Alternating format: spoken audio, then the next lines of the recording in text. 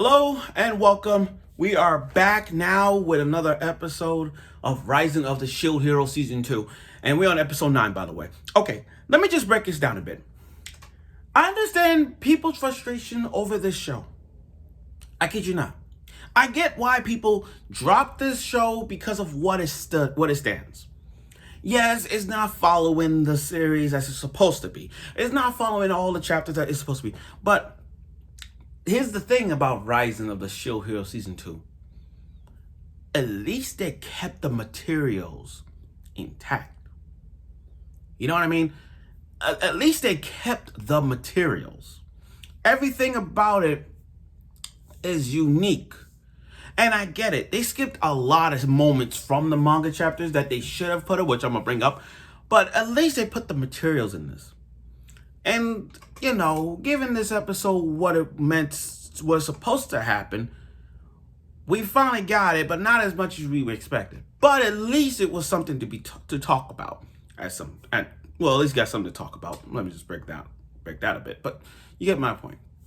So, and by the way, we got to introduce a new character and all that into perspective. So let's get right to it. The Rise of the Shield Hero, Season 2, Episode 9 review. Okay, now, as you guys remember, the cliffhanger was Raphtalia left. Well, not left. I mean, she fought for herself. She fought for herself and defend Naofumi and everybody to escape from the hourglass. And Raphtalia, being that symbolizes the sword for herself, she decided to stay. Now, you gotta understand our boy Naofumi. He's going through a lot. Sorry. He's going through a lot. A lot. I mean, he just lost Raphtalia. Best girl. Best girl in the Crunchyroll Anime Awards about like 2-3 years ago. The one that beat Nezuko. That. And I can see why he's mad. Kizuna can't even go back to the other world. They can't. Now, after that, they decided to welcome Naofumi, and he's from another world, and Reisha also from another world that, helped Kizuna go through the labyrinth. But they don't trust him. This is reminiscing Season 1 all over again. No one don't trust him. He just saved one of y'all. See, this is what gets me mad. This is what gets me mad about this show. Not like mad, not like I hate this show. I'm talking about people need to acknowledge Naofumi. That's my point. You see, Naofumi to me is one of the top 5 male isekai characters of all time.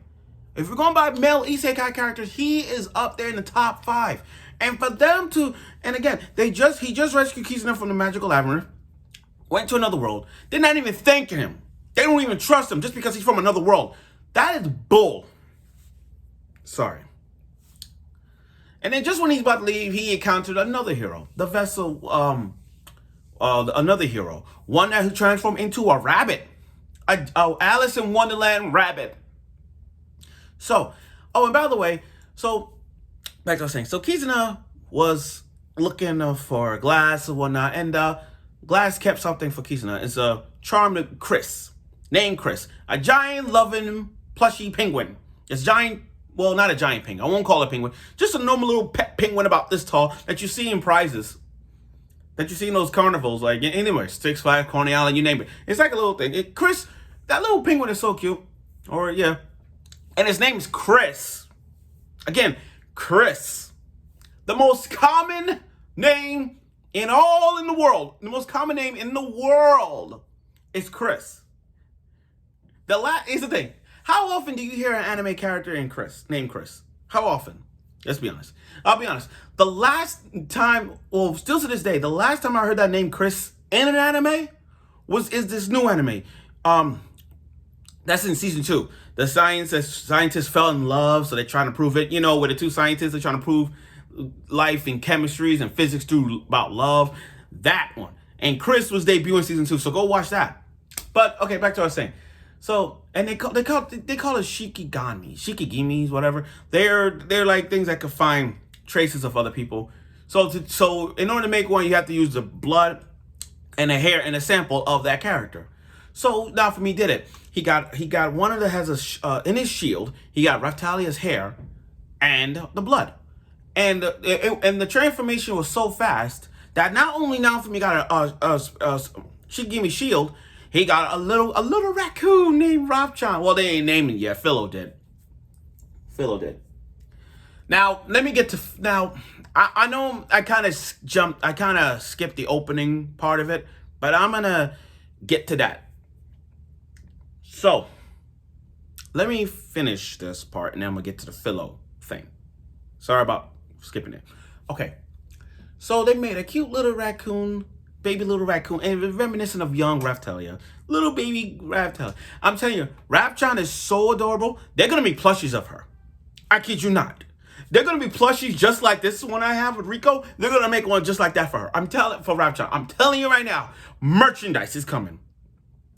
Now, let's get to Philo.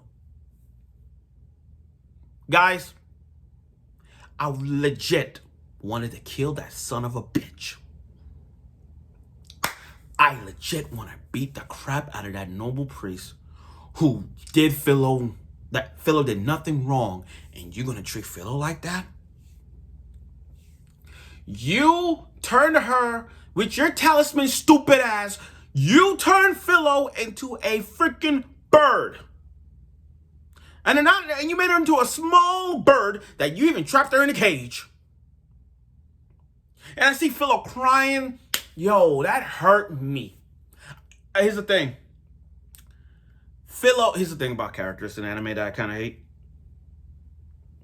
You see, Philo, like all the other anime characters I look up to, Philo is like a little sister.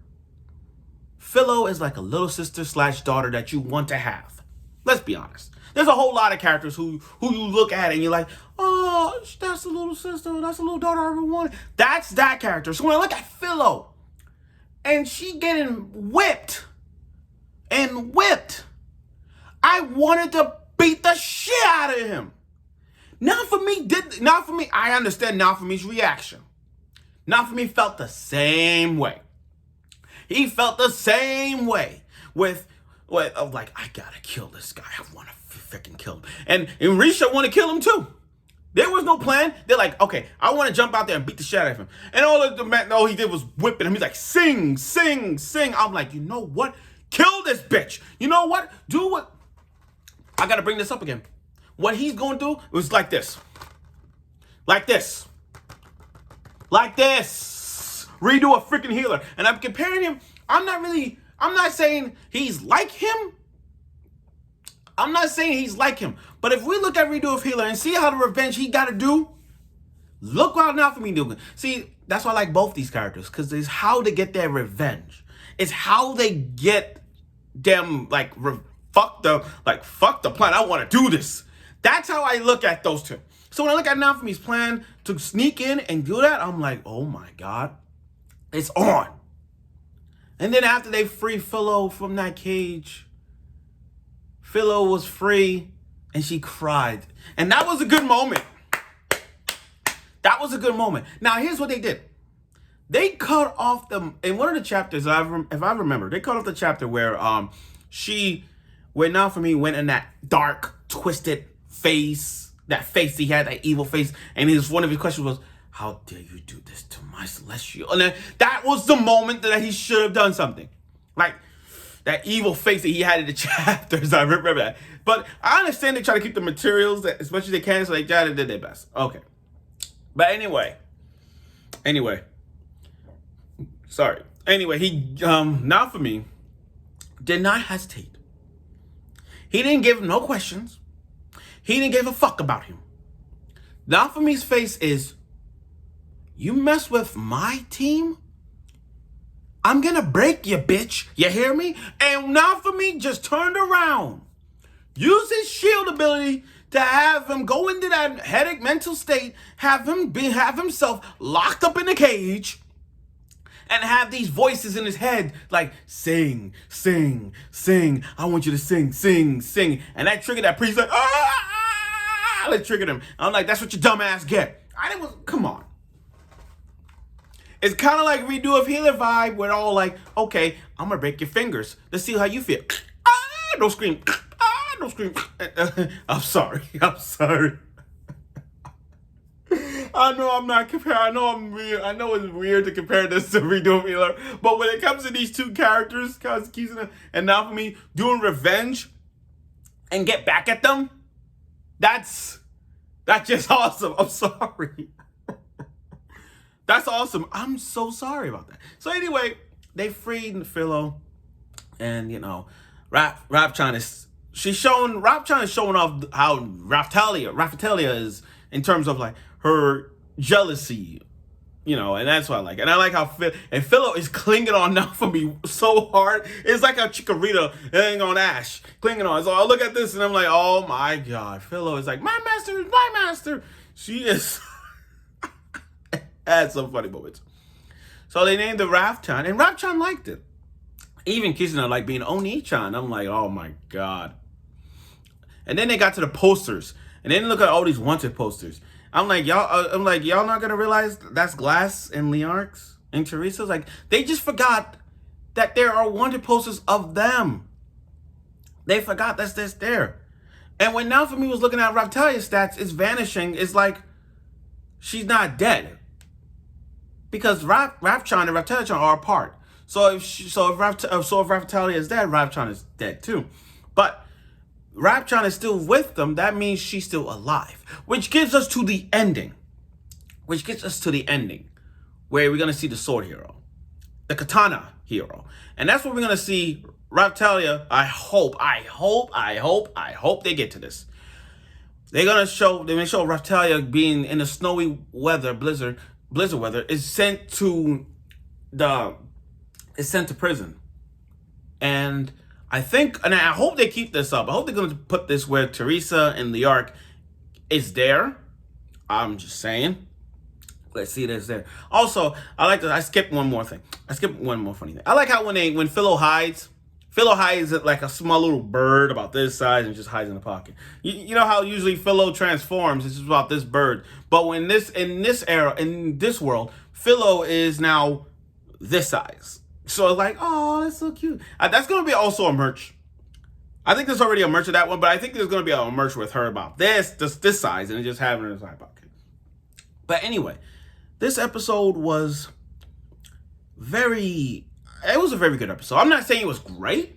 It was a very good episode. Yeah, they took some materials from the chapters that I understand. I get what they were trying to do. They took some materials, but at least it's a good show. I mean, it's a very good episode. I mean, give credit where credit is due. At least they took some parts of the chapters and put it in this. So, okay.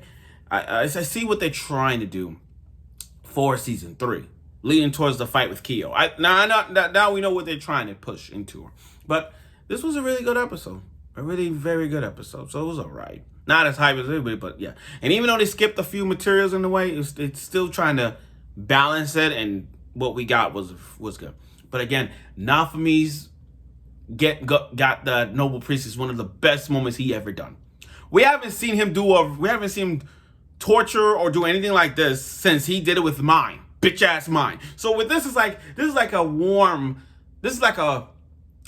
warm up. A little like, oh, we haven't seen him do this kind of revenge thing since Mine suck. So now with this one, we're like, you know what? That priest deserves it, and he should. So I'm like, props. That's props. So again, I look forward for next week's episode of Rising of the Shield Hero Season 2. We're almost done with this episode, so let's see what the direction and the materials that they're going to have for next week's episode as this episode progresses. Now, later in the show, if I have time later today, I'm going to talk about Tomodachi Game, because I haven't saw Tomodachi Game. I got to see it.